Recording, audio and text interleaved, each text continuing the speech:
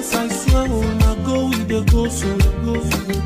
Yes, men, they kill us every day for them busy, they campaign again. After they failed all the promises they made, oh, them they praise themselves. Why the masses were supposed to give them the praises we they here they run to? Move it down. I blame it on the religious leaders. I blame it on the traditional rulers. People were supposed to fight for the people, they don't compromise. Shame on the rebellious brothers. People will cry with us during answers. Today them don't join those oppressors, they eat jello. Something on the smell of. Very soon now we go perceive them. We have up where this government they cause na time bomb. It go soon explode. Revolution they come oh. It is very close and they feel more. When the power of the people we triumph, the power of the people in power. They no even care, they no even send. Say the people they die of hunger.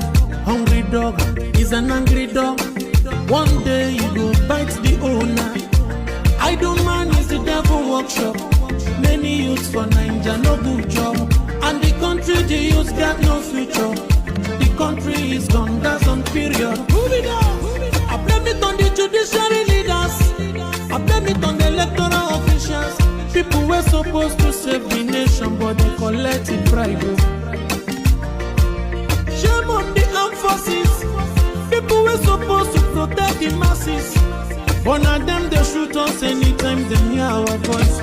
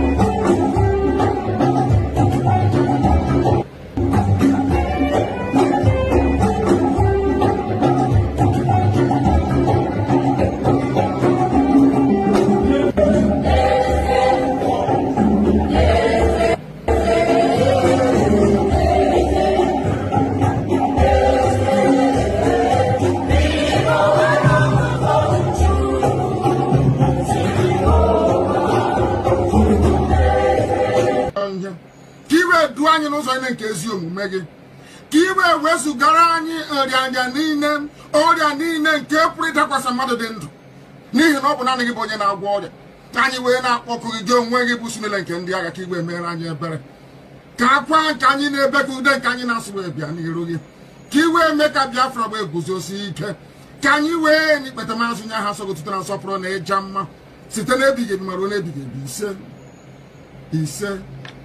ise mma mma dịrị gị Chineke mma mma dịrị gị.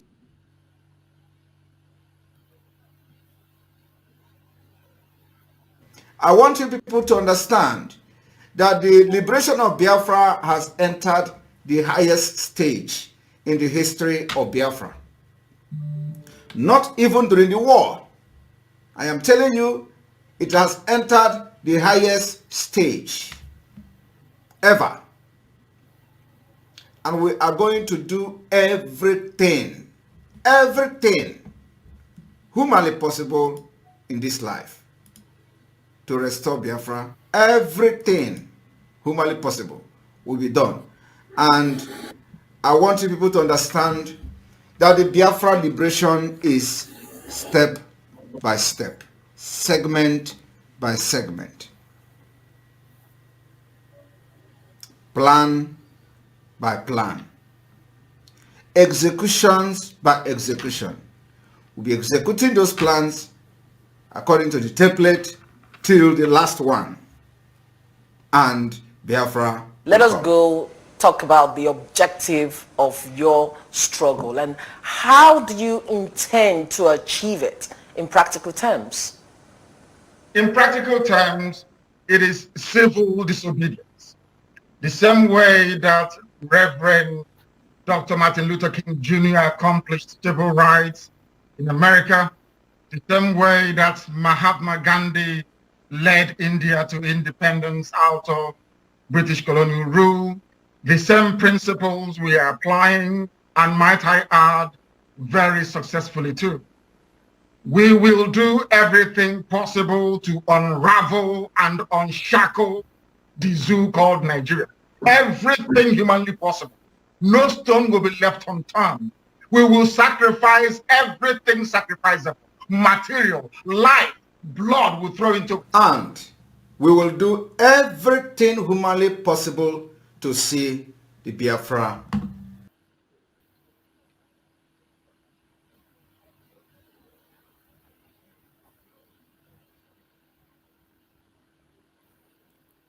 Welcome, welcome, welcome. Thank you for joining us on today's program. I appreciate everyone who has connected wherever you're connecting us from.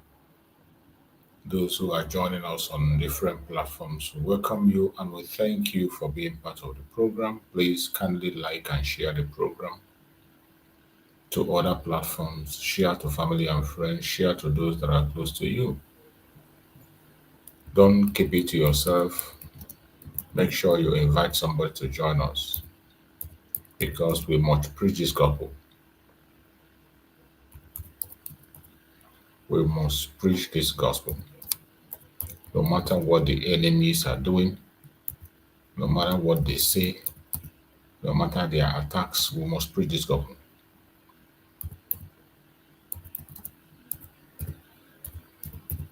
We have come once again, just as we did in the morning, to continue to spread the gospel of Biafra.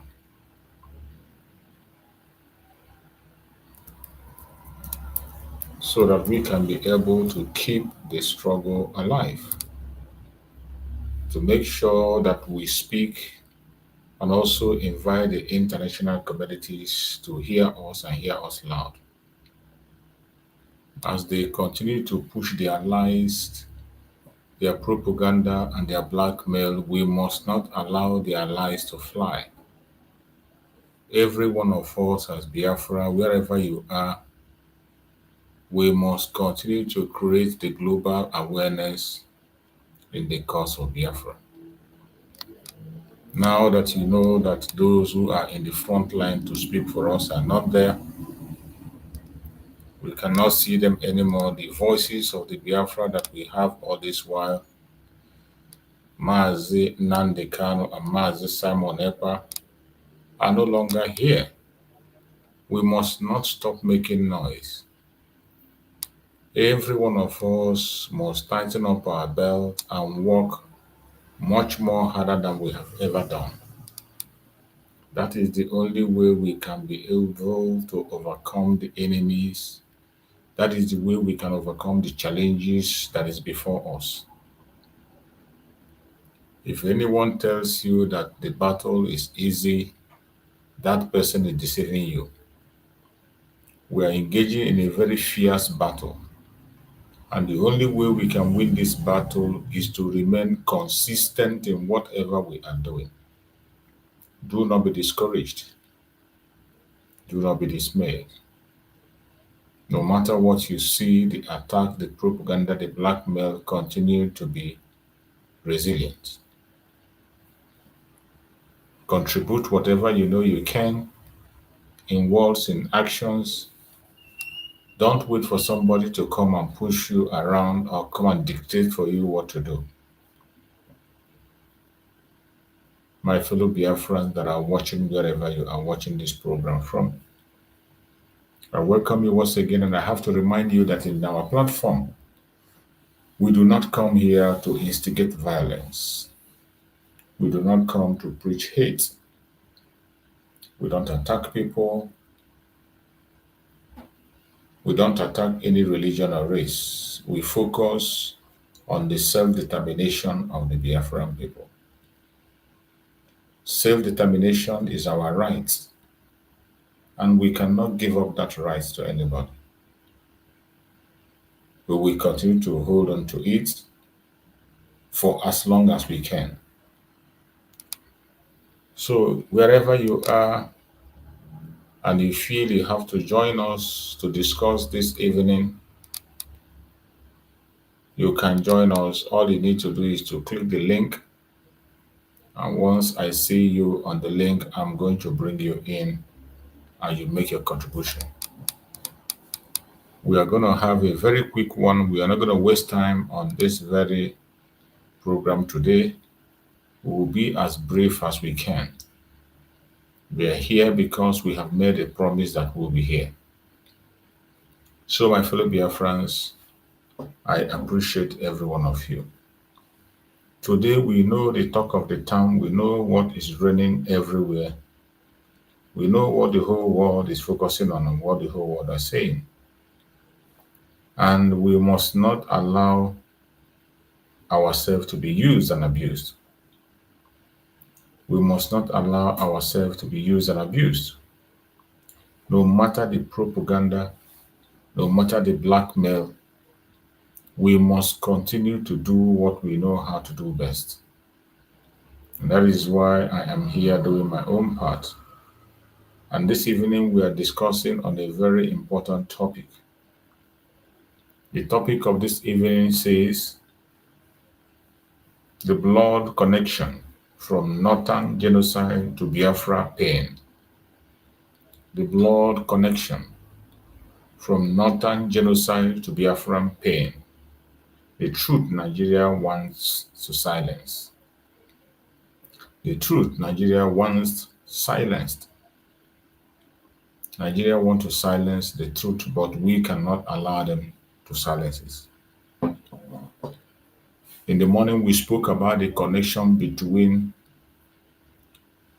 the killing of Christians that is happening in the northern part of Nigeria and the genocide in Biafran land. These two have a very strong connection. The wastage of blood in Nigeria today has a very strong connection. Their agenda is one: to take over the land by force. That is the agenda. And it is the federal government of Nigeria that is sponsoring that agenda. They use the terrorists to do it in the north. And in the southeast, they use their soldiers in uniform to try as much as they can to subdue our land and take our land. But as Chukwu Okabama have it, anytime they try, they fail. They have tried on several occasions. They failed and they continue to fail and they will continue to fail. So wherever you are as a Biafran, this is the time that every one of us have to rise up and speak in one voice. It is no longer the time to complain. It is no longer the time to talk about issues that does not matter. It is now time to take responsibility. And wherever you are as a Biafran, you must tighten up your belt. Because every one of us have to partake in this and we all have to take responsibility. Don't say because it is not happening in your village, you will not speak. Don't say because it's not happening in your town, you will not speak. Remember that injustice against one is injustice against all. When you see what is happening in the zoo today, that had finally gotten to every part of that contraption. When it was happening in Biafran land, some people fail because they are not directly involved. They don't want to do anything about it. It happened in the north, some people didn't talk because it wasn't them. It happened in Middle Belt, people didn't pay attention because they were not directly involved. But today, you can see that everybody is now involved. It has become clear that nobody can run away from that. It is very clear. No matter how you try to run away from what is going on in Nigeria, no matter how you try to pretend to wish it away, you cannot wish it away. You can never wish it away. It will continue to haunt you. It will continue to stand before you. It will continue to speak loud before you. The more you try to escape it, the more it becomes more real. The more you try to escape it, the more it becomes more real. That is why every one of us have to be very, very careful in what you do and how you respond to these atrocities that is happening in the Zoological Republic. We must not ignore it. Everyone must continue to add their own opinion. Say it the way it is. If you hear something, say something. Don't you ever say, oh, it is not me, and because of that, you will not speak. Don't say it is not you, and because of that, you will not talk. It is going to get to everybody. The connection in the genocide that's happening in Nigeria is so much that we want to call the attention of the international community to pay attention. Everything that is happening today have its roots. Started first of all with the Igbo Biafra'S. How did they start with them? The pogrom in 1966. Many innocent Igbos were murdered in cold blood. Pregnant women and children were cut into pieces. Nobody did anything. Nobody was prosecuted up to this moment as we speak. And we endured it. They came down to civil war. They committed the same crime. Nobody said a word. The world moved on as if nothing happened. Nobody was punished. And today you can see the same thing playing out again.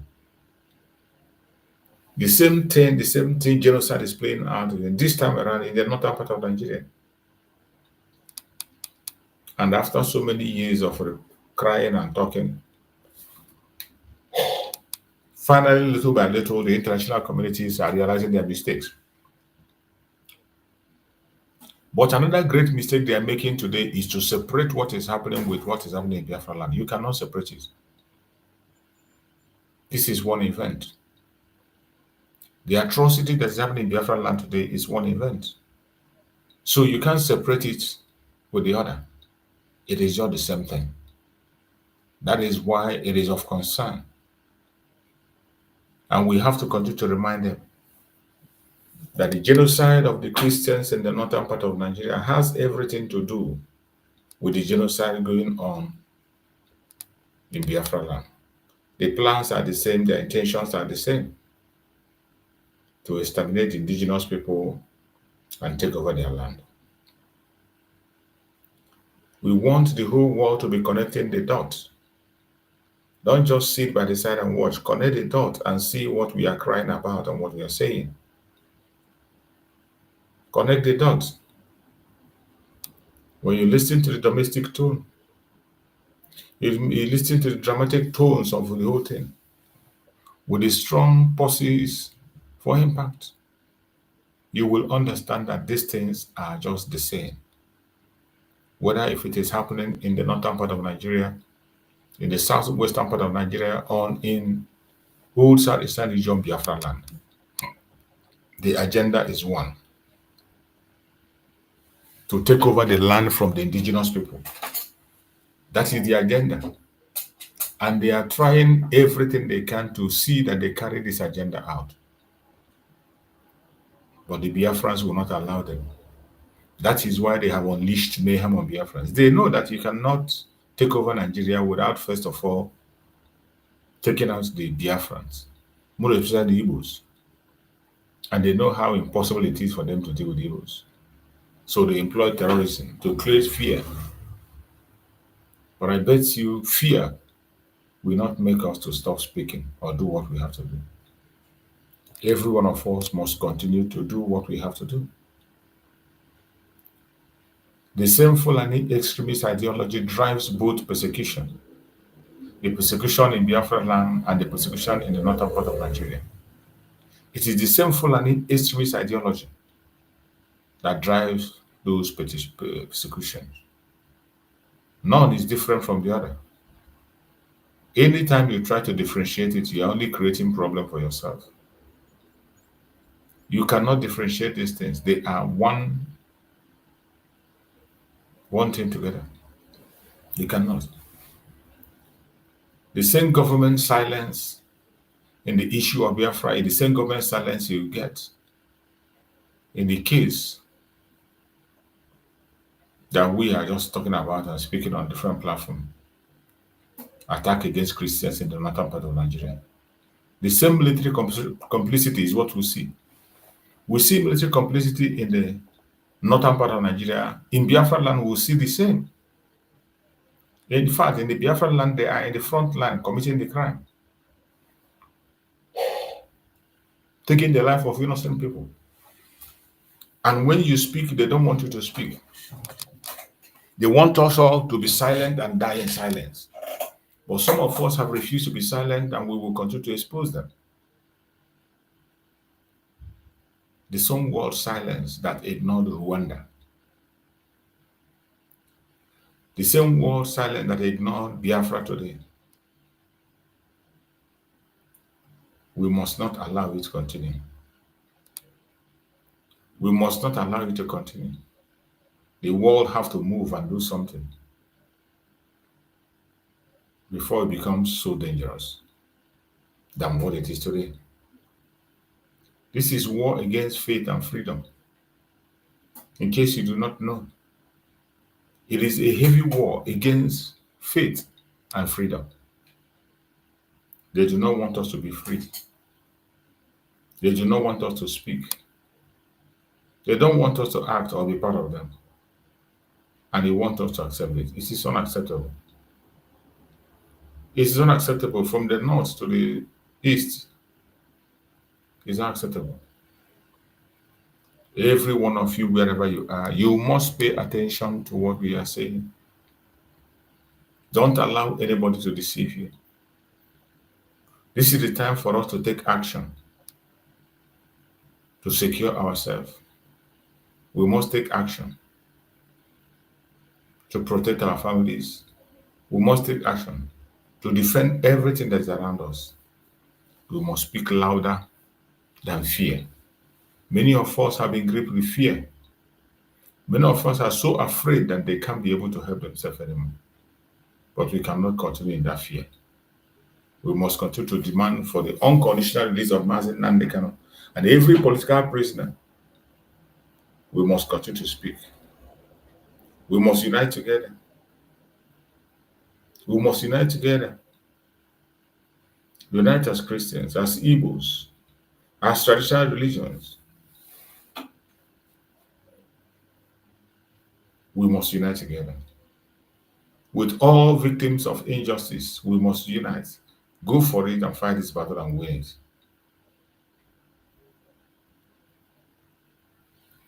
Every one of us will continue to demand the international recognition of both genocide, the genocide in Biafra land and the genocide in Yoruba land.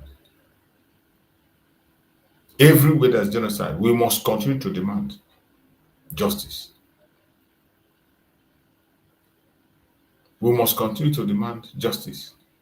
The genocide in Biafra land, the genocide in the northern part of Nigeria, among the Christians, in the southwest, wherever there is genocide, people must be held accountable.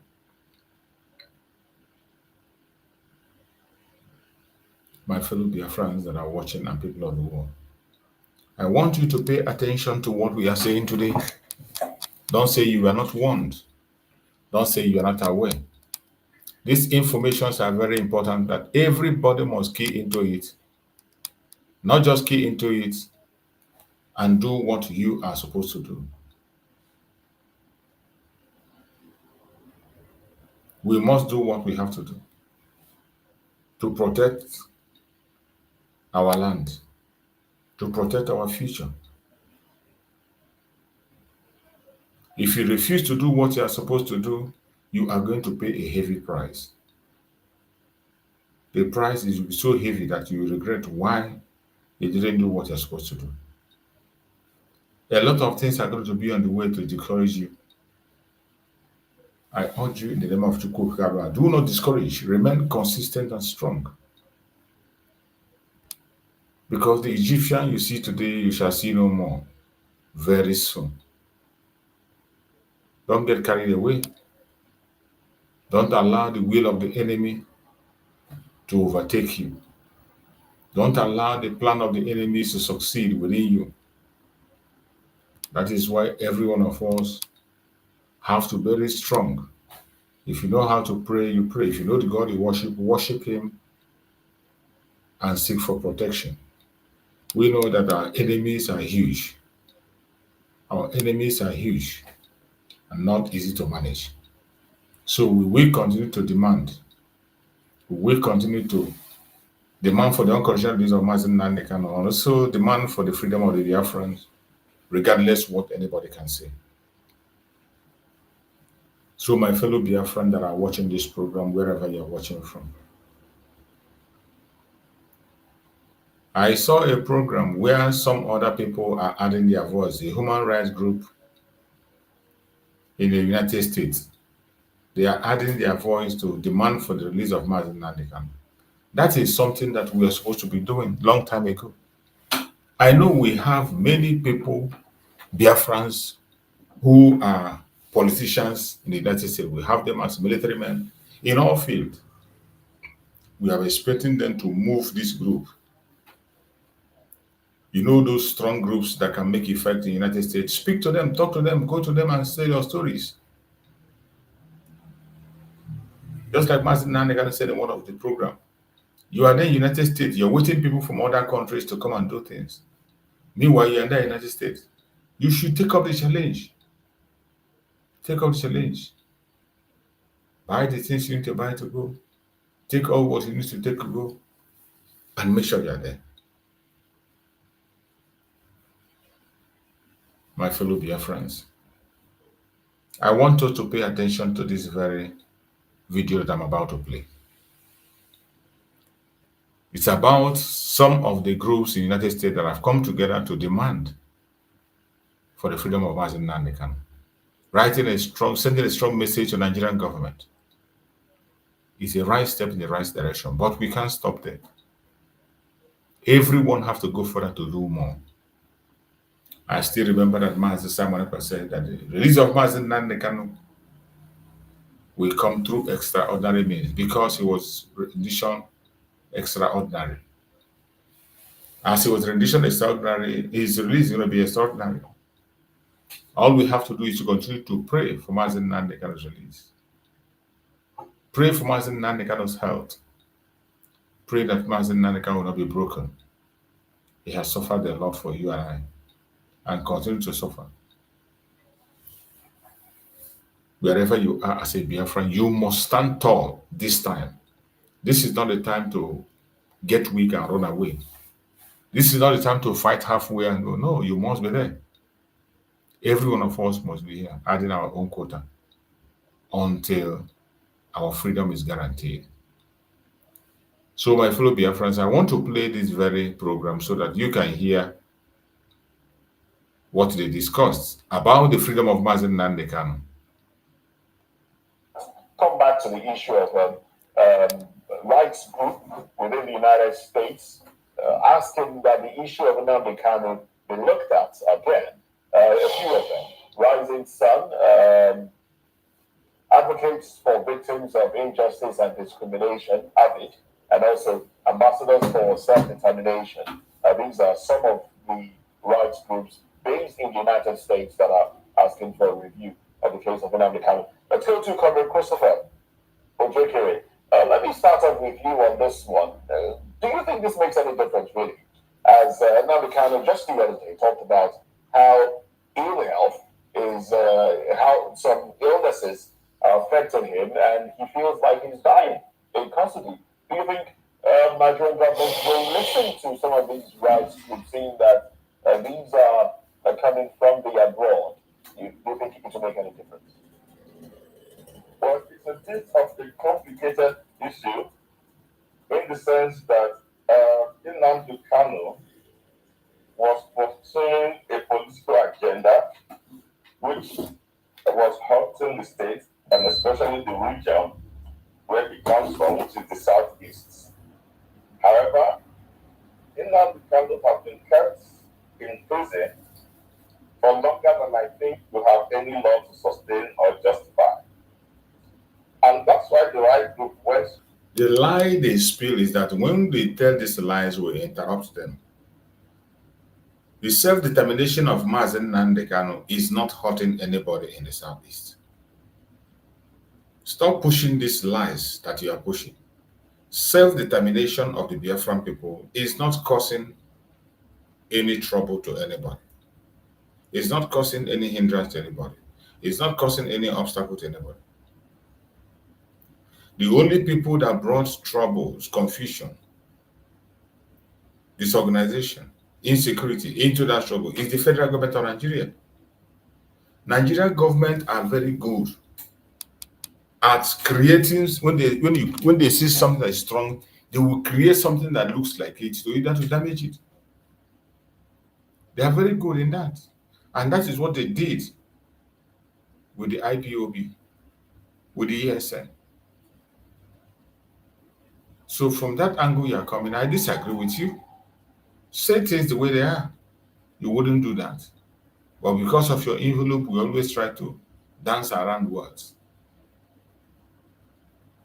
Our Supreme Mazi Nnamdi Kanu is an innocent man and deserves to be free with immediate effect, regardless what anybody thinks. What would be the solution? The solution would be that you now sit down on a round table with Nnamdi Kanu and maybe representative of the Southeast and extract some conditions that will now lead to peace and his release. I understand that there was a time he was going to be given an. You say Nnamdi Kanu and representatives of the Southeast. The only representative the Southeast has is Nnamdi Kanu. I don't know why you will not understand that. These caliphate politicians that you put in the Southeast think they are the ones that we're going to trust. The only candidate that is for people from the Southeast now is Nnamdi Kanu. And we continue to hold that and hold it strong. There is no going back. A conditional release, and we rejected that. The truth of the matter is that all of the problems we have that with respect to ESN and so on and so forth in the Southeast, leading to loss of manpower by their, stay-at-home policy, and a lot of the killings that are going on in the forests were all initiated by the statements against the Nigerian state. That itself has developed wings. So we cannot justify, I have never justified Nnamdi Kanu's, approach to seeking for liberation for Biafra or his people. However, you cannot correct an illegality by another illegality. He has been kept there. Mazi Nnamdi Kanu did not commit any illegality. He did not, has never done. And that was why he was able to preach the gospel of self-determination all the way from England for more than a decade. He was never invited one day. He was never arrested until Nigeria went and kidnapped him. Mazi Nnamdi Kanu is not committed any crime, has never committed any crime, has not committed any up to now. So when you are pushing this, your narrative, try to paint Mazi Nnamdi Kanu violence, try to paint him as a source of insecurity in the South. He is not. The insecurity in the Southeast is created and caused by the governor, through the government. The government of Nigeria is fully aware of the insecurity and they sponsored it. This is a fact. And when you are speaking, it is better you focus on facts But what we see are brown envelope journalists who come here to tell the government what they want to hear, or to read the scripts that have been given to them by the Janjaweed. But I pray, as you are selling your soul to Janjaweed, I pray that you will survive it. Too long. It's not helping anybody. Nobody is going forward with the matter. Now, the only thing to do is to listen to the right group. But as we know it in Nigeria, every president is apprehensive that if he is the president that will preside over releasing in Africa, he's going to take responsibility for what will happen thereafter. And that is why I said it should be a representation of people from Nnamdi extraction, that is the South, who will sit down with the federal government and obtain conditions upon which Nnamdi should be released. I think the matter is long enough, and that suggestion is noble and noble. All right, thank you so much, Comrade Christopher, for your submission. Let's get your opinion also on this particular one. Mr. Jambaki, if you can hear me. Do you think at this point in time, with the way this particular case has dragged thus far, that we're going to find maybe a lawful solution to, out of court to settle this particular case? Remember that over 50 lawmakers went to visit the president to talk about the release of Nnamdi Kanu. So many other prominent politicians have also chimed into this, and they are calling for his release and all that. Do you think we're going to see that? Remember that the indigenous people of Biafra, or the call for Biafra, the agitation, did not just start with Nnamdi Kanu. It's more like now an ideology that linked that for so long. It was even what led to the war that Nigeria experienced, Biafra War, 1967 to 1970. Help us walk around this place.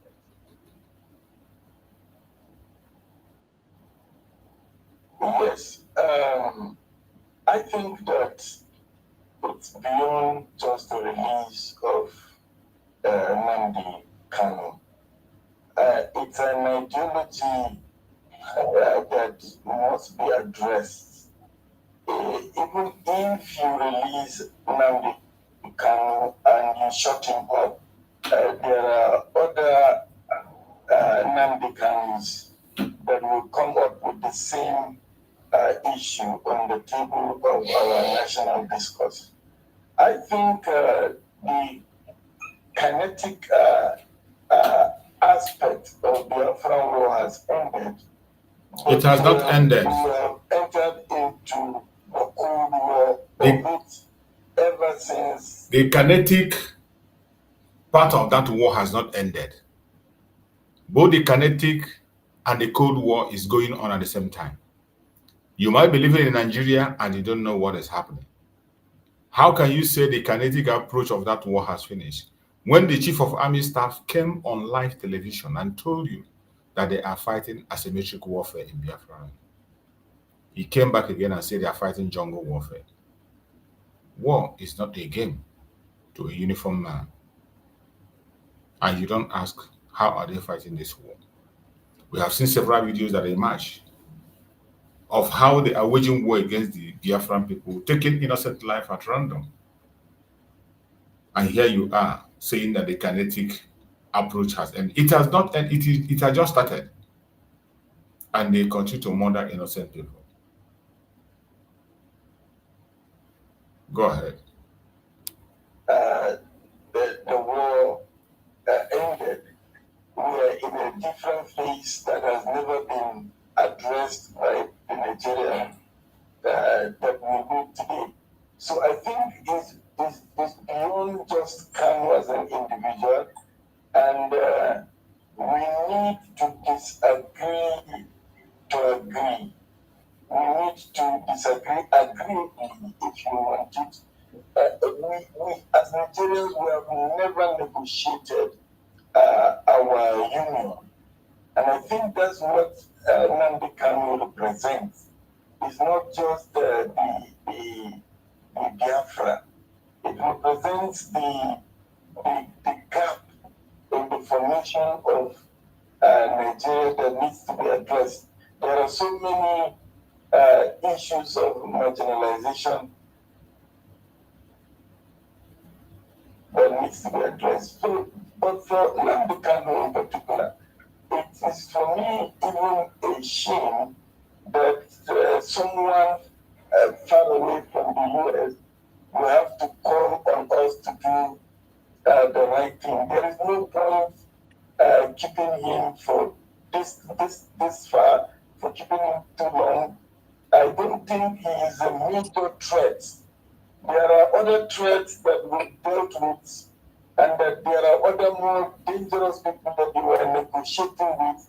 Why is it difficult to also negotiate and find a way out of the Nnamdi Kanu?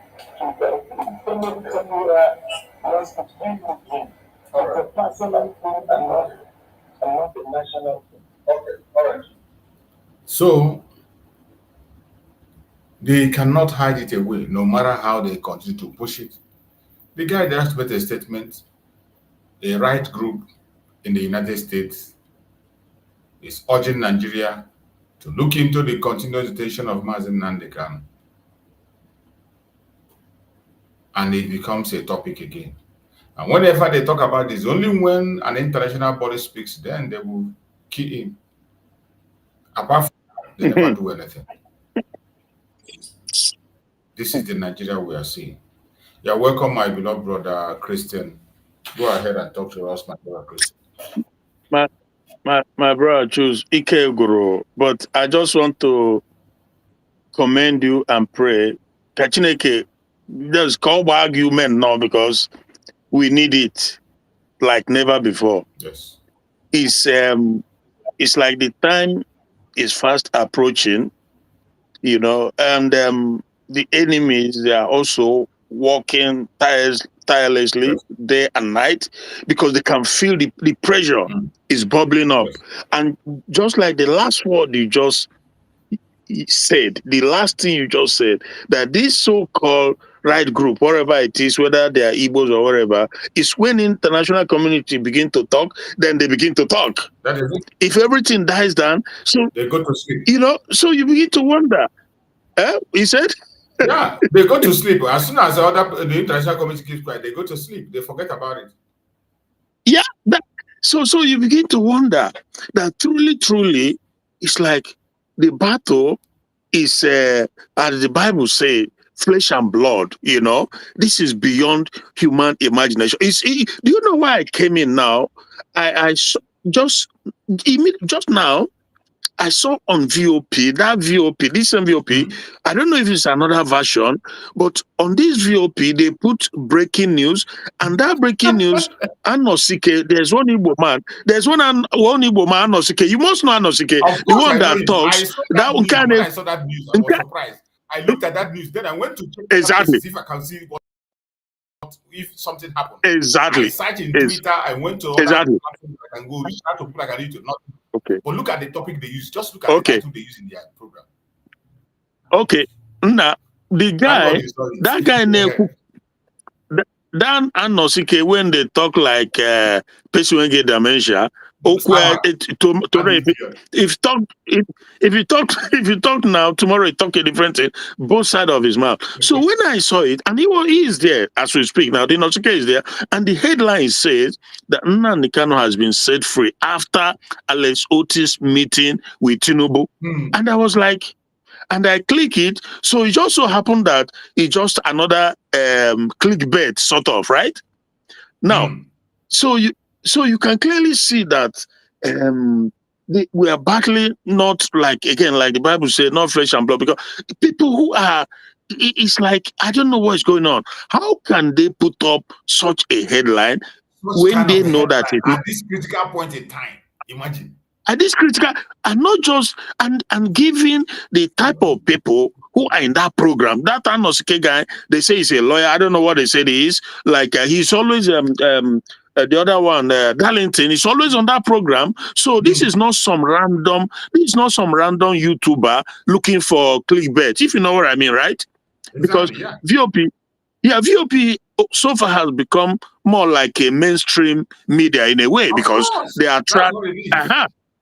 You see, VOP is a mainstream media now in the zoo, and for them to put up such deceitful headline for people to rush in and click, that's to tell you the time we live in.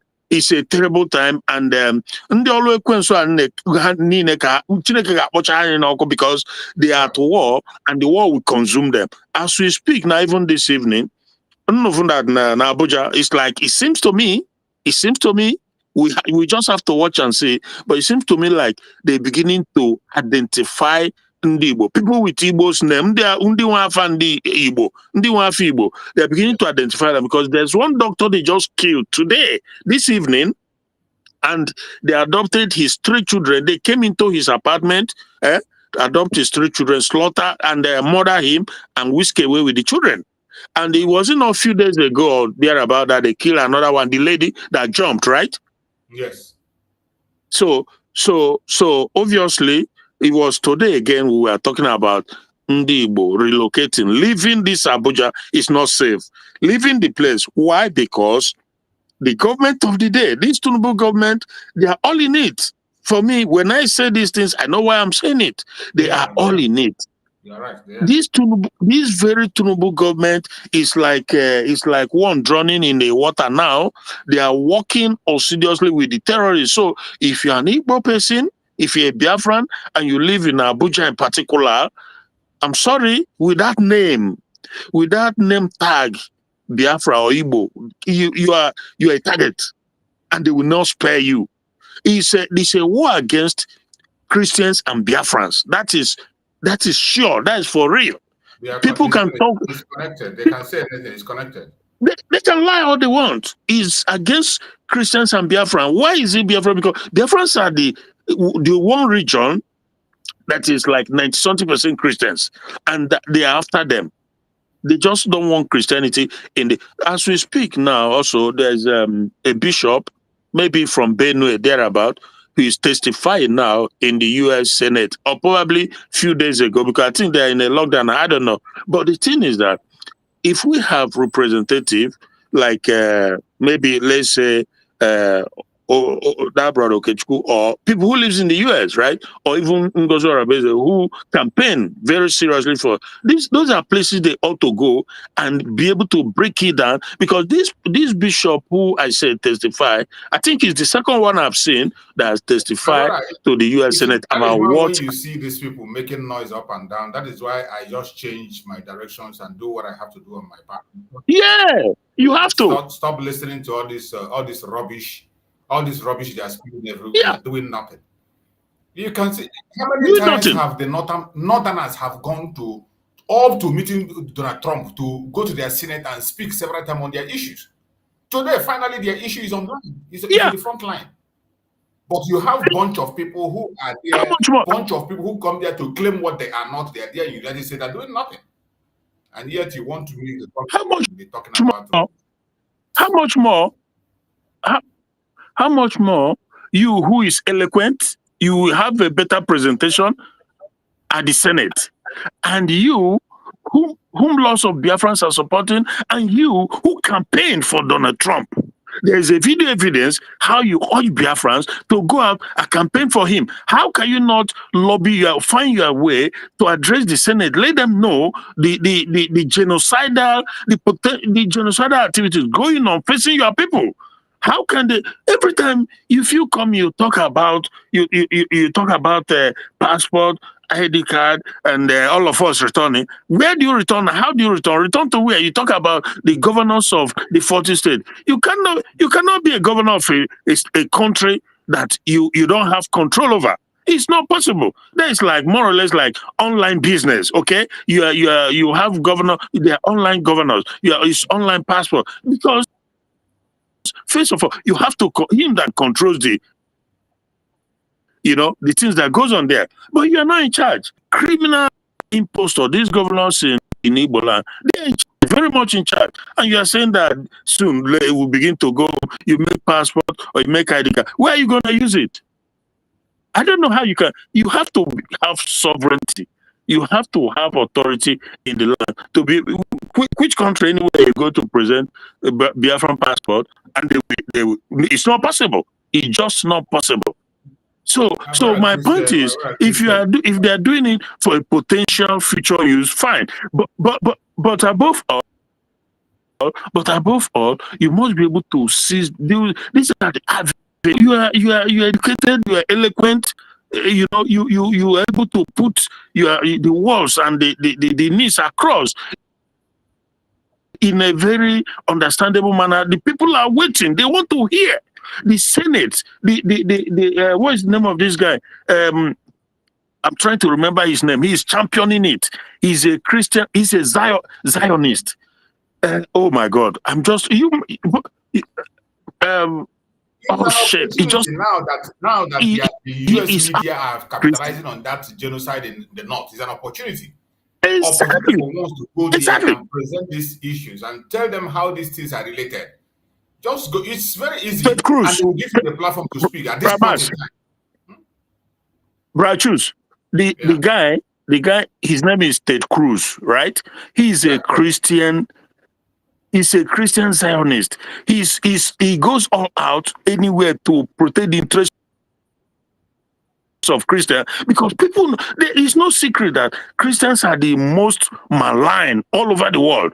If you kill some Muslims, United Nations everywhere, they begin to shout. But in Nigeria, undeniably, in Sudan, in so many of these guys like Ted Cruz and Mike Johnson, they are waiting for somebody who can come up and give them the evidence and explain to them what is going on. They're not from Benue. When he speaks, because these are one Nigerians, but because they are suffering the terrorism from the Fulanis, they've massacred his own population, everybody, burned their houses, everything. So he came there. I don't know with which connection the bishop was able to come there. How much more you, who is the USB leader for now, the connection and the father. Look, come on now.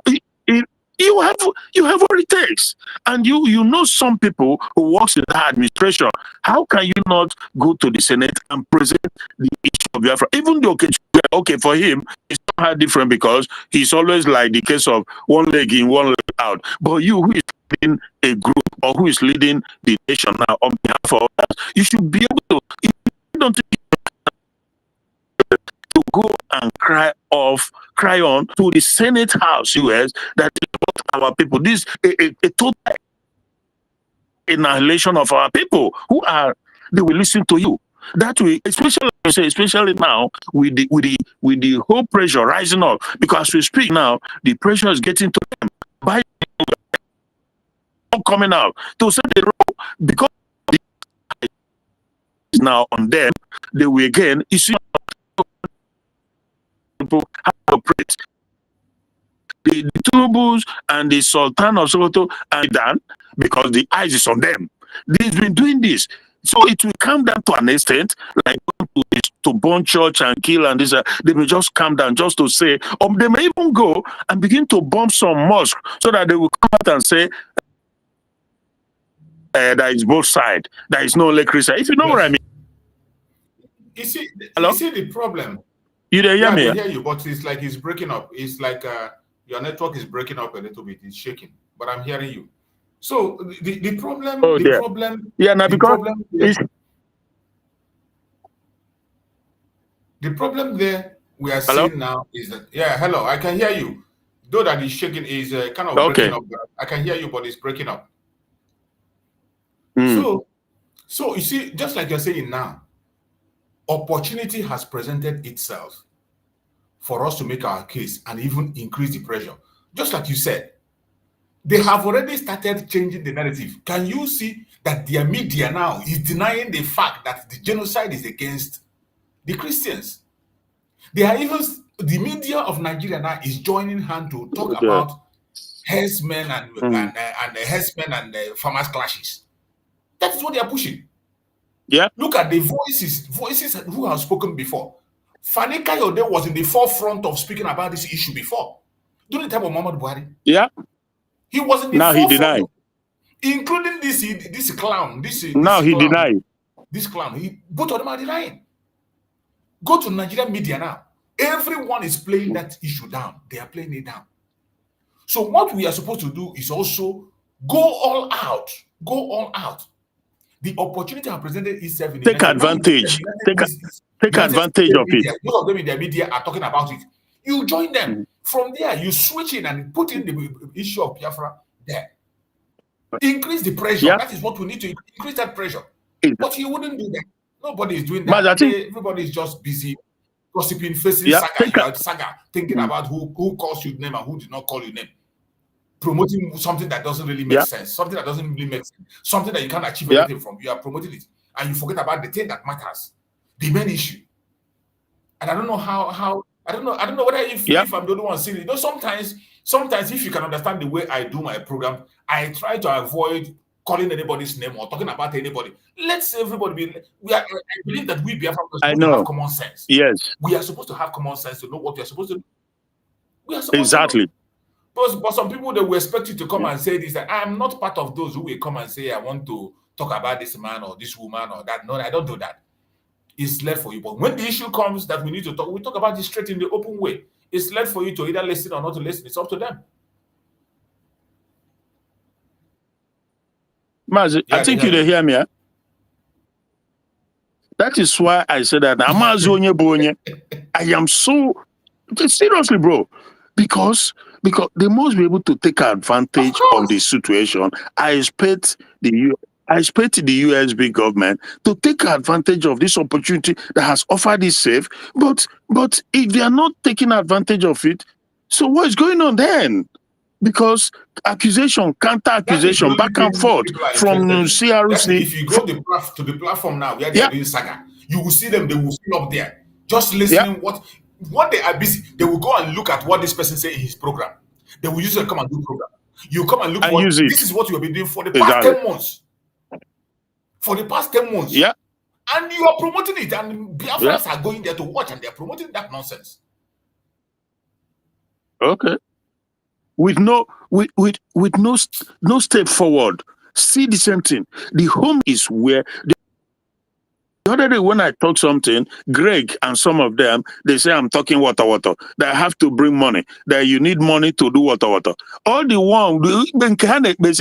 money when then they bring says, wait, you have to what for man? As I was direct debit, I was doing every month from my account. Not with this government, not with this again, but the organ carrier and also, and at the end they will come online to shame us that we they put 50 pounds and whether not 50 pounds then go take get Biafra, they put 10,000, 20,000. But at the end, where is it? Where it go? They enter their pocket. I mean, fool me once, shame on you. Fool me twice, shame on me. You know. There has to be something, a movement that somebody can say. Like I said, you have to go to the people that matters. Because if America does not, if they don't see the need to support you in what you are doing, you are wasting your time. Yes, just wasting your time. But with this pressure now, but with this pressure now, this fire that is burning, we can't always wait for God to come and act from heaven. We have to also take advantage of opportunity that is offering. The zoo is collapsing. A very great opportunity. Do you know how long we have been waiting for? At least, even when Mazi Simon was doing a program, Mazi Simon capitalized on this genocide of the Christians in the north. That was one of his programs I played today. I will still play it when I'm doing program where he was capitalizing on that very issue, and he connected to what is happening in Biafra land. Mazi Nnamdi did the same thing. Mazi Nnamdi went to the lesson of telling them, take Biafra as an alternative. We are going to receive all the northern Christians in the core north. The northern Christians in the core north, they want to exterminate. We will take them and bring them into our side. We believe that is the case. These are things opportunity present itself. You go there and connect these things. I really don't know what to say, my brother. I really want. I just pray that God will help us. Only God will help us. That's that is it. Because for me, I've been saying all along that if I was in America, if I was a resident in the US, that would just be my target to see how I can. It's not the most difficult, the hardest thing to do in life. Trust me. They will give you audience to speak your mind. I mean, like I said, look at this bishop from Middle Belt. Yeah, most likely from Middle Belt. He's not very, should I say, articulate. He's not very articulated or very that much fluent in English, but he's doing his if those best. people can lobby to the extent of going to the Senate, why can't we do it? Yeah. So why is it that we don't have people in USB who has lived in US for so long? Some have even born there. I'm telling you, how can they not go there and present our situation to them, present our case to them? No. So with all this, the suspicion, like we, I always use the word, the jury is out, and we remain until people see that there's genuineness in it. The jury will continue to remain. And that is why some people too, they have this lackluster attitude, because we've been there so many times. So many people are no longer interested. So many people are losing their interest. I have some friends in Switzerland who were also monthly donation. They were doing this. But at the end, people, you think that you don't even know on whose side are they? Are they really joining, seeking for Biafra, or they are just being used by politicians or the government, the zoo government or the zoo politician? You just don't know, because there's no way as a human being to know the deep heart of human being. There's a way Shakespeare put it. You can never know. Somebody will tell you, I'm fighting for Biafra, but deep down, they're doing something else. So that is the situation. But again, God Almighty, I know, and I've always said, just like a camel, the analogy of a camel and a needle, God will find a way in his time. I don't believe in human being. I don't believe in people, because we've been there severally, okay? And I believe that God will keep Nnamdi Kanu. The zoo, they've continued to try, but they will continue to fail. It doesn't matter the number of all what they plan with the criminal Igbo politician. God will put them all to shame, because Nnamdi Kanu is an innocent human being. You may not like his presentation, you may not like his way of doing it, but he's fighting a just cause. Now, like I said, it's possible moving forward that they will be targeting anybody bearing Igbo name in Abuja, because this just happened now again after the one of that girl, and the government is not in charge of Abuja. They are just trying to see their way through. If the terrorists want to march onto the Aso Rock anytime, they will do it if they choose it. Even being in that DSS, is he safe? He's not safe. Exactly. One day they might attack that DSS and overrun it. People who have overrun barracks. Yeah. Who have overrun Can you barracks. imagine? Imagine if they can overrun the military barracks, kill and kidnap and cut away with weapons. What is the DSS this thing? So not moving forward. Stuff are just gonna be happening left, right, and center. We just continue to pray to God to use His infinite wisdom and power to oh my goodness, it's incredible. My brother. What is happening is really heartbreaking. It's heartbreaking. Sometimes I just don't know what to say, but I try as much as possible to control myself and try to focus on things that have to be done, continue to create the awareness, because that is the major thing that Mazi Simon Ekpa, Mazi Nnamdi needs, this awareness, because nobody is there to create the awareness for them. Nobody. When Mazi Simon Ekpa was around, you find out that if it was Mazi Simon, with this condition of Mazi Nnamdi, he's going to create an international, he will draw international attention immediately. Yeah. But today everything is just there. So the little we can do, we do. Anybody can do anything. Just do whatever you can do. It's every man to himself. Every man himself. Apply your brain, apply your common sense, and save yourself and secure yourself. While we look forward and see what Chukwu Gabian is going to do for us. Let's hear the last part of this discussion. But before we come back to the studio, I'd like to go back to Comrade Ojekere, because he said something that I'd like for us to interrogate. Comrade Ojekere, you said something like that no president is willing to take responsibility for the release of Nnamdi Kanu.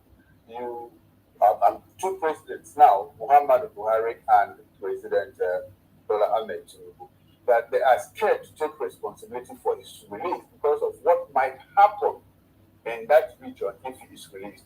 Now, I'd like for you to tell us how much of ethnic politics has gone into his incarceration. I ask that in light of the fact that, according to what the other guys say, you are negotiating with people that have caused more damage, more harm than whatever Nnamdi Kanu did in some parts of the country. Yet, you find it convenient.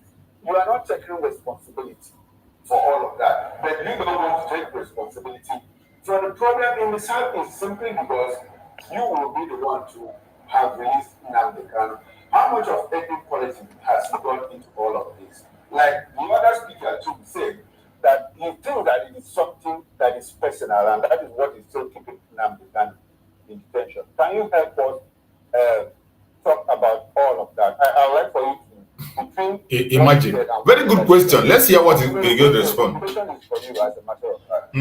Let's hear what he will respond. The reasons why Peter Obi is so popular is because he's been the first people man that have broken the chains of having a national followership of the kind of magnitude that he commands, which was going to be a healing point to the bifurcation in our national politics.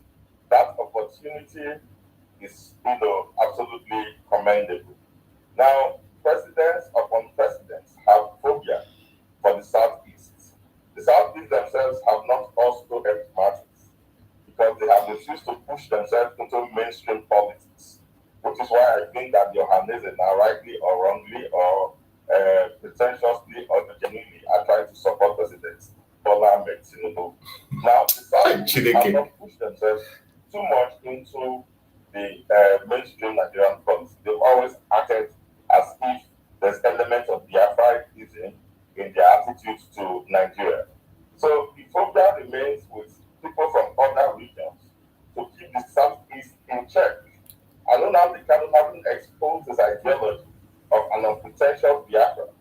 They think that the only way to do that, to contain that ideology, is to keep him in prison. But that also doesn't answer all of your questions, because as Solomon, sorry if I'm mistaken, Yusuf, referred to, we are negotiating with other people.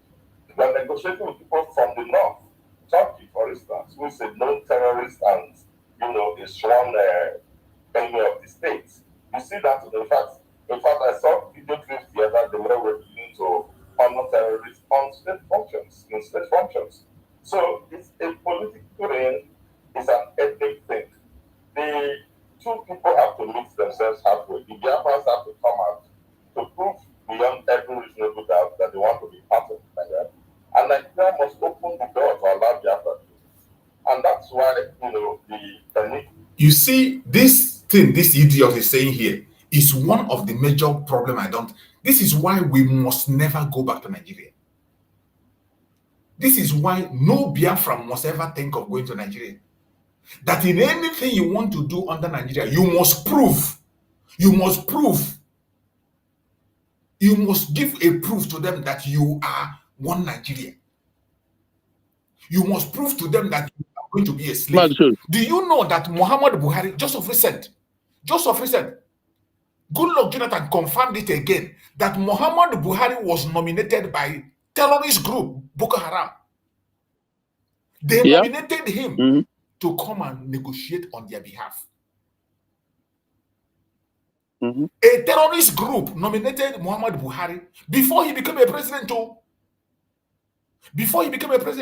And he spoke and stood on their behalf. And yet, this man became a president. Can you imagine Peter Obi opening his mouth to speak and negotiate on behalf of IPOB? Okay. Oh, okay. Peter Obi will not even open his mouth to mention Mazen Nandekan in any of his rally. And yet, he don't have a chance to. Still prove. But the dreaded terrorist that the world know, Boko Haram, they nominated Buhari to be their spokesperson. And yet he went ahead. Oh, okay. You see, when we say it is, the people think Goodluck Jonathan confirmed it again recently, a few days ago, that the Boko Haram nominated late Muhammad Buhari to stand in for them. And when they nominated, he thought that for nominating Buhari, that then the thing is going to be easy to be solved. Which means Muhammad Buhari went into that negotiation on behalf of Boko Haram. And yet, after this, he came back and contested as a president. You can imagine the trust a group will have on you to tell you, go and speak on our behalf. For somebody to give you that power of attorney to go on his behalf, do you know what it means? And that man succeeded in becoming the president of Nigeria, ruled for 8 good years, dead or alive. Yeah. But today, this idiot is standing here telling you that anybody who is going to come from you, that we must come and prove that we are one Nigeria. We are part of Nigeria. We are not. We have never been. Mazi, we have never been. You know, because of my we have never been. Since independence, we have never been. After the Civil War, they said the 3R, reintegration, rehabilitation, and reconstruction. None of them was done. Mazi, Go ahead, my brother. But yeah, you know, because of it's sad. This is an interesting time, you know, and it also happened that I will not, for some days from now, or even maybe 2 weeks, I will be in this very place and I have network issue. So when that guy was talking, I didn't quite understand everything. Was he? And who is he? Is he Biafran? Asking a Biafran? I don't know. Do you know? You have any idea? I don't know the guy really well. I think from the way he told, it might be from Biafran area. You know, they are the people who always okay, and nonsense. So you see that it goes like what we were saying much earlier. I think earlier this morning or even yesterday. So are you saying that for somebody to do this, you must have to like be forced into? Now by force, why would you force me? Why do you think? Why on earth do you think that this demonic entity that was created and forced people into by the British, that we must fall in line? We must accept it, given especially the fact that for many decades it has been very tumultuous, like a prison. In fact, worse than prison for us. Subjugation, stifling, marginalization, everything put together, and you still want us? What? How is that possible? What is his name? This guy from Burkina Faso. He said that a slave that is not willing to fight for his own freedom does not deserve to be free. Huh? So why would they say, like the other one was saying, that Nnamdi Kanu must denounce Biafra? Really? Really? And you call yourself a human being that you fought, that you over 70 to 80 million people without giving them the opportunity to vote, as is done in a normal society. You don't give them opportunity to exercise their God-given right. If they want to be or not to be, you say no, you don't have that right. We've taken it away from you. You must be here. And not only that you will be there, you will remain subjugated. You will remain subhuman. You will not get to the top. And you think, Jesus Christ, it's incredible. But again, this is the thing. If I have the opportunity, like maybe I'm in the US, I'm able to address these people, I will let them know that the complexity of the whole thing. Because let no one think that the leaders, the so-called Igbo or Biafra politicians, that they cannot speak for us because they don't have our mandate. I will give instances and video evidence of a whole of Mama who they took. If he came out fourth and they took him from fourth to number one, where does that happen? So that is the guy you expect that is going to speak for me as a Biafran. They will understand. The American senators, the reps, and the rest of they will understand what we are going through. But when there's nobody doing that, that is the sad aspect. The only 2 people, Nnamdi Kanu would have done it, but he's been inside for years now. Simon Ekpa would have also do a lot. Probably the level of water would have been unimaginable, because that is another means to force the hand, right? But any other person or people, they're not saying that they shouldn't be tactical. They have to be very strategic and tactical in doing it. But again, if you remember my attitudes from the beginning, I told you that God is moving. There's something going on. The coming of Trump, when I say the people don't understand, it's not like he's the one to give up Biafra. No, far from it. But the fact is that it doesn't hurt to have a administration, the US, that will have a listening ear, that will attend to Christian massacre. Now, when you talk about Christian massacre in Nigeria, it evolves round and it touches Biafra. It touches so these things, people don't think deep enough to understand what is going on. But sometimes I think that because maybe they are not genuine for the Biafra. Maybe that is why they do what they do. Maybe that is why they take the steps they take. Because trust me, that you just have to go there and lay it out, explain everything in detail. I cannot depend on a bishop from Benue when we know that he's a one Nigerianist to explain to them what is going on. He will talk about the Christian situation like he specifically talk about his own place. Okay, now everybody is talking about the Christian because Bima had raised the issue, okay? But this is that opportunity I'm talking about from that beginning when I say that nobody can touch anybody with this U.S. administration. And I have not even in any way have a doubt or change of heart that this U.S. administration, Trump has his fault. I know. He's not perfect. I know that. And I know how transactional, that mindset of, transaction that comes before every other thing. But this current Republican U.S. administration is not the one that we capitulate. It's not the one that we kept in like Finland did. No, I've said this severally. There's also a reason why Finland capitulated. There's a reason, and I know it. I've said it. That is not going to happen with the U.S. So this is an opportunity, if you are genuine, to go out there, lay it out to the Senate and House of Rep. These people I told you who are Christian zealous, they are ready to defend Christians anywhere in the world, at least to the best of their ability. So that is the sad situation we face. But having said that, I still believe that God will find a way. He always does. Since the people who are in position to do, because again, because I think I forgot that part. I'm not saying that maybe Ngozi Orebeze, who is leading the USB, should go and put herself in any unstrategically putting herself. No, that's not what I'm saying. But just going out there to these Christians, senators and Republicans, what is going on? That's all that it takes. You are not engaging or embarking on any form of should I say conventional, or you are not doing anything that is going to amount to whatever.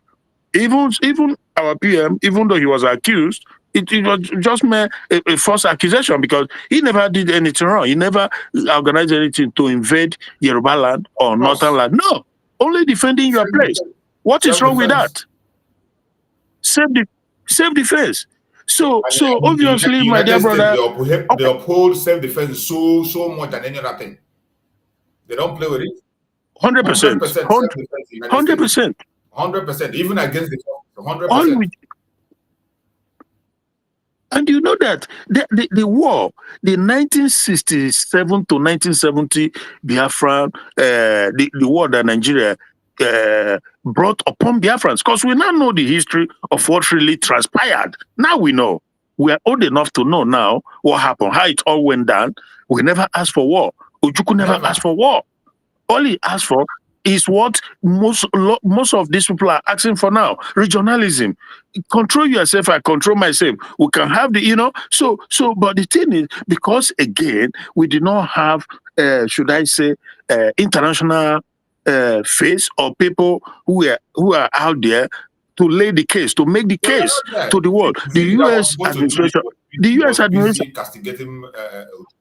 What Nnamdi Azikiwe, like the likes of Nnamdi Azikiwe would have done it because he was a face of Africa, but he came to tell them that Ojukwu was a rebel. You see what I mean? So there's this problem that continue. I met one of my friends this evening. He said, "Awesome, na ika agulam na mausem nkone nkobo karapuzia." He was just so fed up with the whole thing. So many Biafrans are getting because like I say, the Civil War, it took the lives of, he's late now. He passed on at the age of above 100. He was Secretary of State in the United States. It was at the tail end of the war, close to about 3 years, that he came and was telling the U.S. government then that these are the Jews of Africa, that they are being massacred for nothing, basically. But already then, there was already the surrender, right? So you see, that more or less is happening again now, that we do not have somebody to the U.S. Senate and what is going on. It took the effort of to go and do that. And Kuka, who is a Kaduna guy, he just saying recently, I heard him that the security situation in Nigeria is getting better. Oh my God! That idiot, Tinubu gave him an appointment now. All these people are politicians. You see? Tinubu gave him an appointment. Tinubu gave him an appointment. That Kuka. Since Tinubu appointed him and gave him appointment, he never speaking. He's no longer speaking. Oh, I didn't know that. You see? Oh, I didn't know. You are just telling me now that Tinubu gave him an appointment. So it was. I will search for that title they gave I him. They gave him an see. I see. So no wonder. That is why he's patronizing the terrorist government, saying that security situation. I just saw it today. The security situation in Nigeria is getting better. Wow. You see? So if we have to depend on this bishop from Middle Belt to be the one to lay the case in the US, that is sad. It's sad situation, given the level and the number of the elite individuals we have in the US. Yeah, people who, oh my goodness, I don't know. I don't know. It just is beyond me. But again, we just see what happens. But I'm not to be fooled, or I've seen it. Like I said, fool me once, shame on you. Fool me twice, shame on me. So people have to. People just gonna give up. Me, one thing with me, brothers, that I will just say like it is. I don't care. I will call it what it is. If you hate me or you sanction me, whatever, I don't care. But I will tell you what it is, because I think that the opportunity is out there now for us to make our case. Again, that is not to say that they will be the one to give us necessarily, but we need the support too. We need the support in every way possible. But if you don't speak out, if you don't go out there and make your case, then nobody, they'll just be talking about Christian massacre, Christian genocide, which is okay, we understand that, but it's beyond that. Because at the end of the day, the aim, their main focus, their center of gravity is Biafra land. I am telling you. They've said it, not just some presumption. They've said it that why they hate us is because we are like the stumbling block. We are the hindrance on their way. They said it. Of course. If you take away Ndibo, like they already did the Quran in the sea long ago, like they capture everywhere. Like now that they are dealing with Yorubas and Kwara, forging ahead to take over everywhere. And the Tinubu and his children, they don't even care. All they care about, they are Muslims. For them, it's okay. Half of Yoruba is Muslim, half is Christian. Yeah, I can hear you, man. Good. So it's really sad, my brothers. It's really sad. We are going through a lot. We are going through a lot this time, and I pray that God will help us. So it's only God that will help us on this very time that we are in. A lot of things are happening, and we must continue to pay attention. Let's say the last part of that very around Obi. Obi has been able to prove that Nigeria and the generality of Nigerians no longer care about ethnicity or tribes. It is the status quo who want to maintain a hold over the Nigerian people that will have this ethnic sentiment and use it as a project to beat some people to place. So, Nnamdi Kanu should be dealt with like a Nigeria, and negotiations should happen with the Biafra states and leaders of the Biafra states that, upon such similar conditions or upon such conditions, Nnamdi Kanu will be released. Just the same way you are negotiating with the other ones. So I'm not even talking about Well, they will tell you that the difference is that those ones are just terrorists. But the intention of the terrorists is to Islamize the entire north and then further Islamize Nigeria. So it's also an ideology, very dangerous one, that has political motives and intentions. So it's just one and the same. We must agree to stay together as Nigeria. We must face these matters frontally. We must discuss and be together and then deal with all our fears and phobias that we have against each other as members of different ethnic groups. And today we are going to produce a great Nigeria. All right, thank you so much. Thank you, comrade, for your submission. Let's bring it to the studio now. Mr. Asi, let's get a video of this. Comrade Ojekere with the opinion that the Igbos have not acted like they want to be part of Nigeria. They will show. And the question is, do we see all the tribes showing, that they was a part of Nigeria? You have amalgamation in 1914, and we have Nigeria as a nation, as a case may be, and all of that. Now, do we really need to, or does the Igbos need to show that they want to be here for them to enjoy there's no nation that they contribute? I don't think any as we call it, ethnic nationality or group in Nigeria need to show interest to belong or be part of the nation called Nigeria. That's my opinion. I'm sorry, Barry. I'm sorry. Don't you even think, going by what Mr. Ojekere said, that the Igbo man has demonstrated that willingness to be part of Nigeria? Okay, more than that is numbers people. Yes. That is for me, neither here nor there. Important people, that was very fun. I am an able man. Okay. Though I'm not a popular figure in Nigeria, but I demonstrate more patriotism of being a Nigerian, as the case may be. You understand? So the yardstick on which he measured that, I cannot really say. Okay. He has a reason. For myself, I know that all I have done in my own little way, even though I'm not recognized, is it. People come to me from diverse background, religious background. In my chambers, I don't care where you are from. I have outsiders, I have Yorubas, I have Igbos on my list of clients who are in detention that I am fighting for. I fought for some of them. One of the youngest people I released from detention in River State, is from Imo State. I never knew him. I don't even know where he comes from. It was that day that I got to do that. He is even from Imo State, as case may be. That's me, a Nigerian. So I have demonstrated, more patriotism, zeal, enthusiasm, becoming part of Nigeria. And know that these people at the top, that you hear that name. So that's relative. Talking about Igbo nation.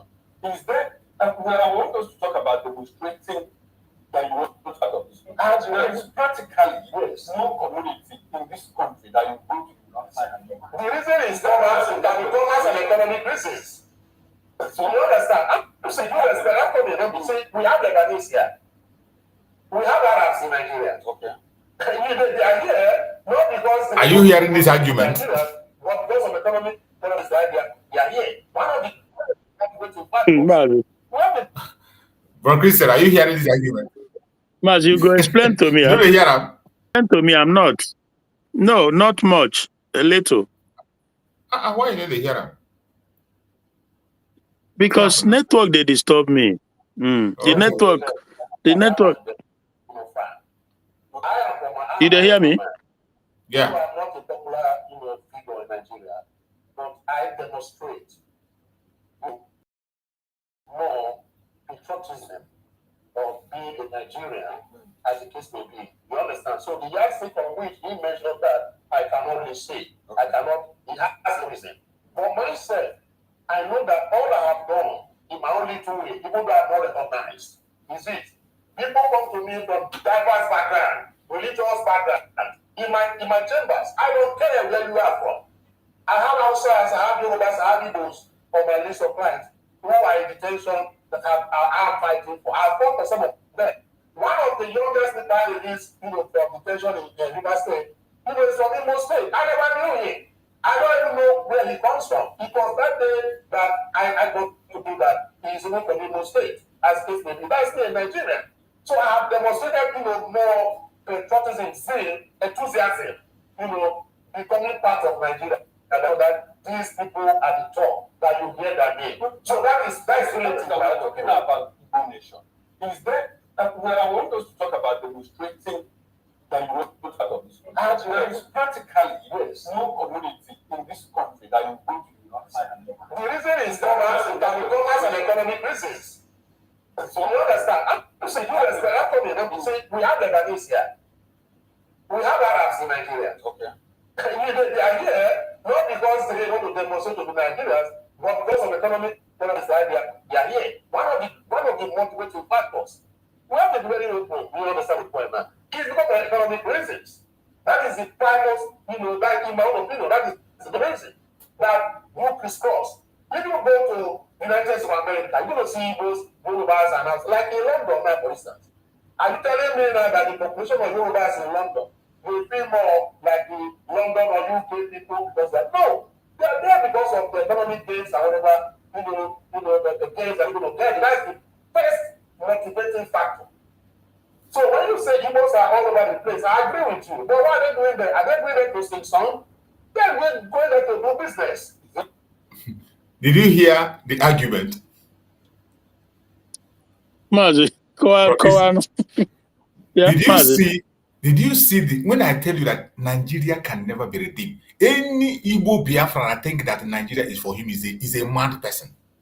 The person is insane. Yeah.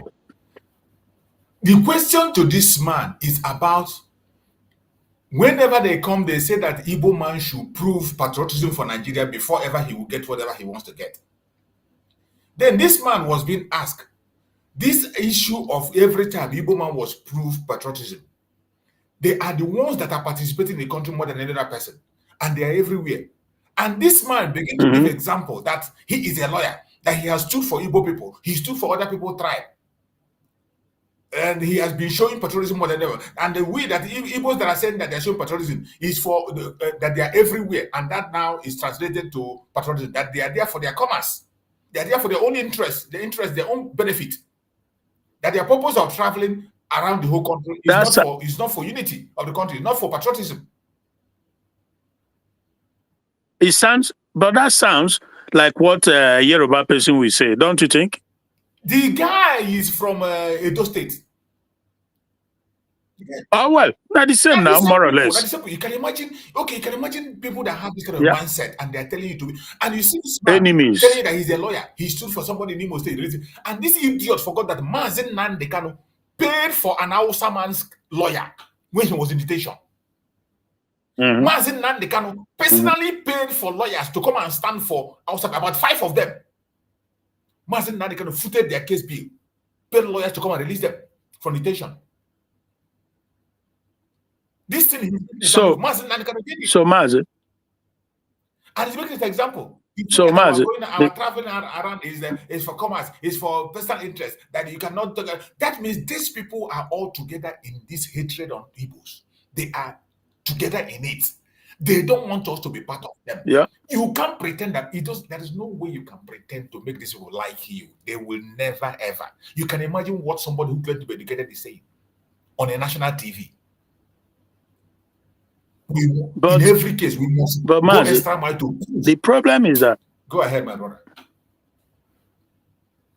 Mazi, yeah, but I said the problem is that when a hater like him, like this Edo guy, when he speaks, and there is no a Biafran or an Igbo person there to put him in his place, to kind of, put him to shame with his stupid argument, that is where it becomes very unfortunate. That's where it becomes very unfortunate. Because he said that Igbos or Biafrans, that they travel around, that is not because of patriotism, but because of personal business, right? Yeah. Hello? Yes. It's a little bit unfortunate. It's a little bit unfortunate that I'm having network issue, but we keep managing. Now, so the thing is, what does he expect, or what does he want them to do when they travel? To go and lie down and tell them that what exactly does he expect? People who are investing in the entire place. Is that not that is the highest form of patriotism? The fact that you don't discriminate. You go to Yoruba, you buy land, you build, you develop, you employ people. You go to the north, you do the same. You develop the place. When you come to a dark place, you bring light. How much? I mean, it doesn't get any more patriotic than that, isn't it? My brother. I am waiting. So I'm waiting for that presenter to respond to him. I'm waiting for the presenter to respond. I'm waiting. We are still going to go on. Let's see what the response of that presenter will be. Because that presenter is an Igbo guy. Okay, well, Oboro Okoro, not be Okoro, that's Okoro for VOP. Okoro. Okay, can I get into? Okay, can I always respond? Okay, I'm okay. Okay. Can I respond? I was out settlements. So what they go there is in the business. That's what I'm saying. That's the so what kind of demonstration? That will kind of demonstration about. Is it demonstration like people is playing? People is close to because he wants to go to us and go. He's campaigning because he wants to go. What's not getting?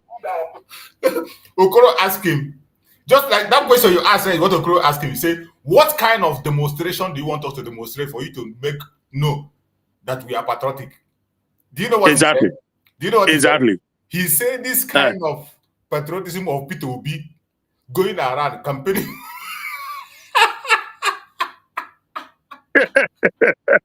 And the always question. The Chineke got boko. Yeah. Chineke very money. And yeah. this you see the kind of idiots that come on national TV to come and claim they know something. Yeah. Ask him, so what kind of patriotism Okoro do you expect from an Igbo person? He said, yeah. Well, that was. Go ahead. Well, that is exactly what I also said. How does he want them to show patriotism? I remember back in the days when I was home, even in Onitsha, the Northerners, they will come to Biafra land, to Igbo land. They will trade and trade and trade. At the end of the day, they use mat. They roll the mat and they go back home. That is where you know. That is where you know that these people don't believe in the country and that they are not patriotic. But when Igbo goes there to the north or to Yoruba land, they build, they develop, they create business, they create job, employ people, and they pay tax. How patriotic does it get? Oh my goodness. Well, thank goodness. Okoro asked him, because I know Okoro, that's why I asked you if he was Okoro, because I know he has brain. Okoro has brain. Sometimes he can be brave, but sometimes they are apprehensive, they are mindful. Okoro will finish the question. He never ask and finish, he goes still ask another one. You see this? You know, Okoro. Do you see these people? You can imagine. In the Hausa person, Yoruba person will come to Biafra land. Biafrans will give them land free of charge. Sometimes a land that is already prepared, even a house that is already built, when they are living that place, that house will be worse than it was when you gave it to them. The environment will be worse than it is when you give it to them. Go to everywhere where you have a Hausa. It is still the same way it was. That is the way it is. But look at the Biafran people. When they go to your area, you give them bush, forest, swamp, and they turn it to a city. And you say that is not patriotism? Mazi. You call it just self-agent? Yeah. Make a better money about it. Mazi, that Edo guy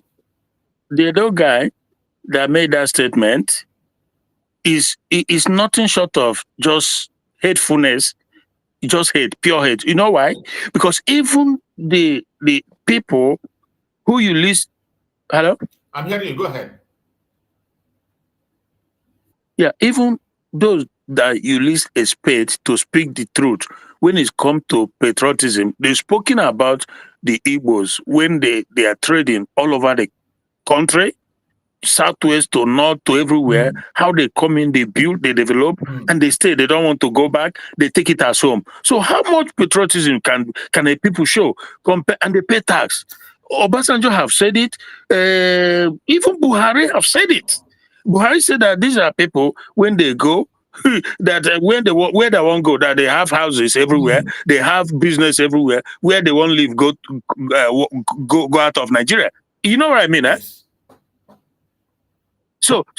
But he is saying that it's a shame that the guy will speak like that. But he knows the truth, but he's just being deceitful. And this is why, like I always say, that one by one, because Igbos have demonstrated patriotism beyond above any other region, any other tribe in that country. Everybody knows it.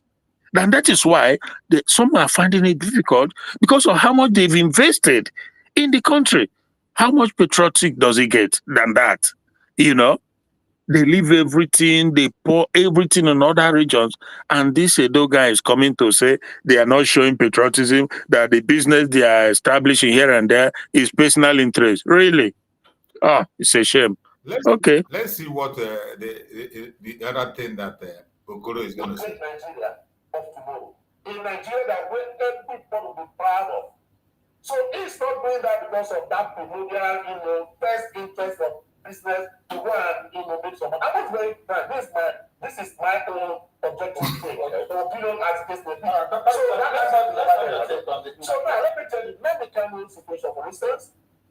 I am not an Igbo man, but every forum I've been to, I've been to, I have campaigned, I have spoken that Nnamdi cannot be released.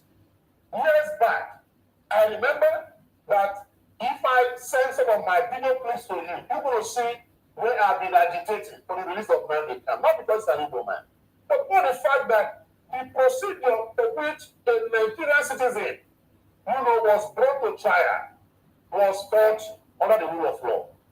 And the main problem that people don't want to talk about in Nigeria today is that if you don't ask that section 2 of the 1999 Constitution, act from that constitution, we are going to be having situations of this nature in our hands, where a government can just wake up and just say the man wants to divide Nigeria, and they go after you, they arrest you. They tried that the Sunday to what this may be. But thank God he was able to get himself out of the hook.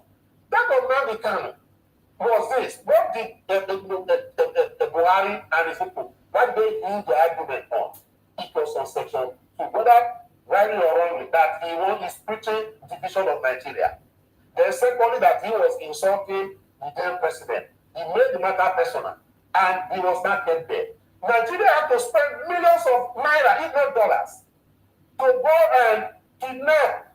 I'm sorry, but that is the word I have to use. Open and close. To go and abduct Nnamdi Kanu from Kenya down to Nigeria. Spending so enormous amount of money to even get foreign forces to help them get Nnamdi Kanu from Kenya to Nigeria. I don't know whether I was blindfolded. The same Buhari did the same thing to Umaru Diko. When he felt that he wanted to get to Mandika and get at him by all means, he had to sponsor some agents, some mercenaries, to go and abduct Mandika and put him in a train and brought him to Nigeria. So what kind of a president was that man? That is number one. Number two is this.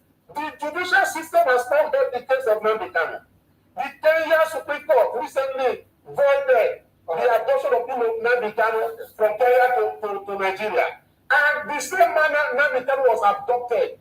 I don't know whether they are playing the script of Turkey, because Turkey, the Prime Minister, visited Buhari that time. Whether they are playing the script of Turkey, I don't know. The way they took Abdallah Öcalan from the same Kenya to Turkey. And he is the one is still in detention to today. The same way they are doing to Nnamdi Kanu as the case may be. So they have to release, in my opinion, Nnamdi Kanu, if not through legal means, through political means. That is the only way I feel this can be resolved. All right, then, thank you very much.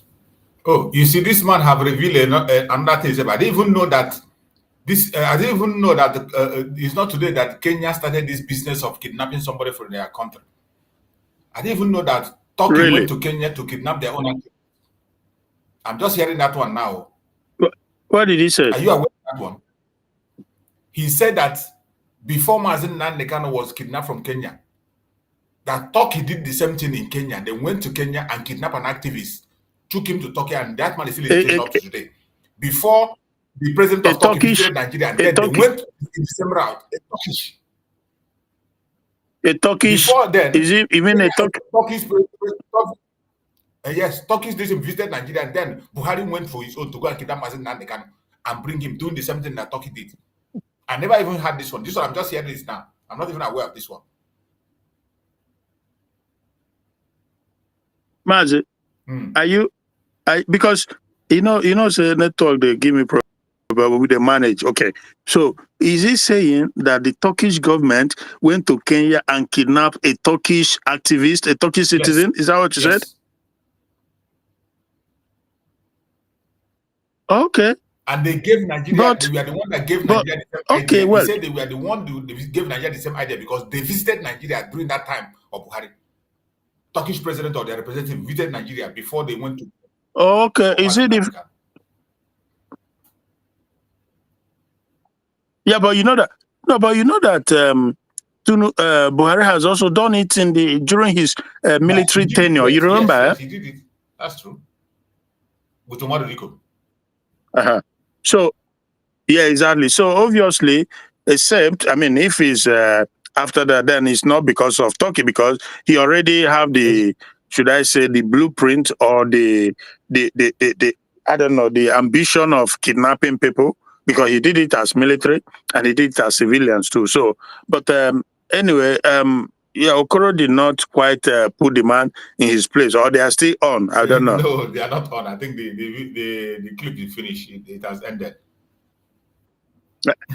Yeah, but yeah, you see, but that is the thing, because I could be wrong, but I feel like because they are in the zoo, there's always the apprehension to what extent they are willing to go. Yes, because we've seen it when somebody who is bold begin to speak, the network, they're trying to shut you down because they don't want to incur the wrath of the zoo government. This is a terrorist government. No, there's no absolute no doubt about that.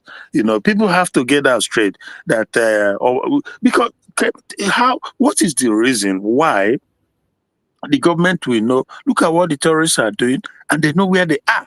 One of the governors in one of the states in the north say that they know the terrorists, they know where they camp, they know everything. And they came to meeting with all their arms and everything, and they went back quietly, and they continue to terrorize the people. And the government of Tinubu will not order the military to go there and flush them out.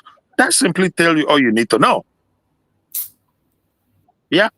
It's so sad, my brother. We've come to the end of the program, this evening program. I don't even stay up to this time. Because of your presence, that is why I've spent this long time.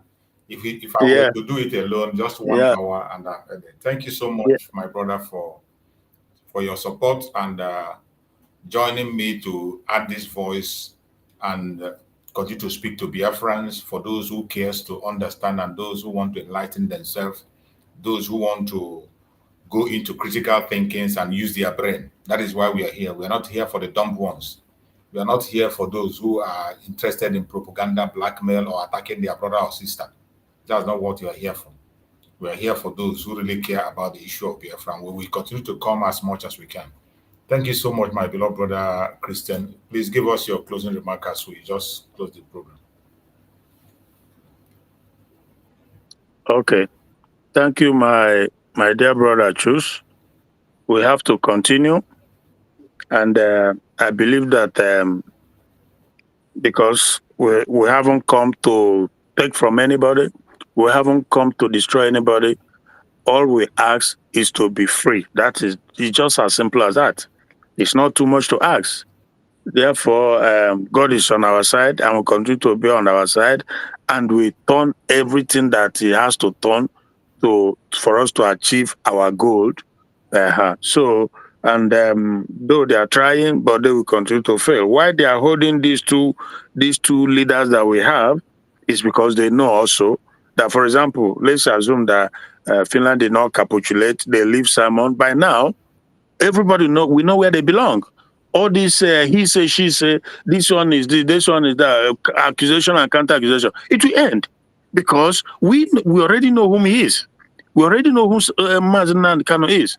They won the battle, the battle of hearts and mind of Biafra. They've won it because they earn it. Yes. You know, they've been tested. You know, so but that is why, and the enemy know that's why they are holding these two people for no reason, just against all reasonable, logical, whatever. They are holding them because they know that just leave the rest, let them continue to perambulate, continue to rant, you know. And if they leave Simon Ekpa, he will unify the people and have a unifying voice, and they move on. If you leave Nnamdi Kanu, same goes. But at the end of the day, we will laugh last. I pretty much believe that we will laugh last. Thank you, my brother. God bless you. Bless you too, my brother. Good night and have a very happy weekend. Fellow Biafrans, I appreciate all of you. Thank you so much for joining, fellow Biafrans. I wish all of you a very wonderful weekend. We are going to be here tomorrow evening. We will not have our morning program. Our program tomorrow will be in the evening. May Chukwu Kabagara protect all of you, and may Chukwu Kabagara protect all our leaders who are in detention, Mazi Nandekano and Mazi Samoneba. Thank you so much for being there and stay blessed. See you tomorrow evening. Nigeria don't enter one chance, I swear. Now go with the go so. Yes, men, they kill us every day for them busy, they campaign again. After they failed all the promises they made, oh, then they praise themselves. Why the masses were supposed to give them the praises we they are they run to? Move it down. I blame it on the religious leaders. I blame it on the traditional rulers. People were supposed to fight for the people, they don't compromise. Shame on the rebellious brothers. People will cry with us during answers. Today them don't join those oppressors, they eat your love.